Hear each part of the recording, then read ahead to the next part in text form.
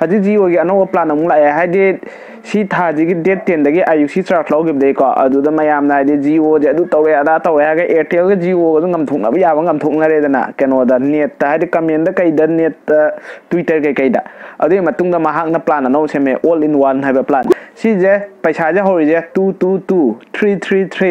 444 अदे चनीगा कुनि थोय चहुमगा कुन थ्रा हुमदोय चमरीगा निफु मरी हने खातो लय अदो चनीगा कुनि थोय जिदा कई फंगिनो हा मतम द खंबा हाइदे 2GB जियो डाटा अदुम फंगनी 2GB अदुम फंगनी नुमि खुदिंगे 28 डेज ओइदबा अदुगा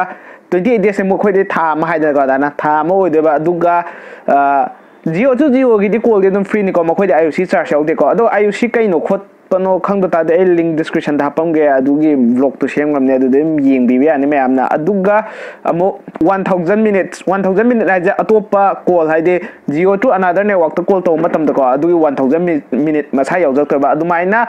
333 की दुना था नि ओइदोबा अदुगा 444 की दा था ओमोदबा अदुमाइना मथंग मता दा तो चटपा अदो मैमना कमेंट आइगोन हंगपे होइदे आइगी दे हजि पो अतोपा कॉल तौद केम तौदे केम बेरा लाइते सी फेक न्यूज़ ने खोटपने अदुने अदाने ना अदुगा को मताव केम ताइजगे अदु फेक न्यूज़ सुनत नतेको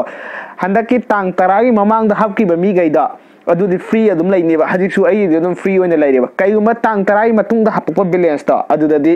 नै आईयूसी की चार्ज तुंगाना बैलेंस हपता यारो बाइदे आईयूसी अजा अतोप नेटवर्क तो कॉल तोपदा तुंगाना चार्ज हपता या अदुगा नखोइना को कमरा हजि हपिबा बैलेंस है सिजे नॉर्मल बैलेंस है असिजे हप मतम को 50 मिनिट ती फ्री दा लाखनीबा अतोप कॉल तोबगीदे अदो कइ मुनंग 50 मिनिट तो लोरगादे नंगी नसाई पमजबा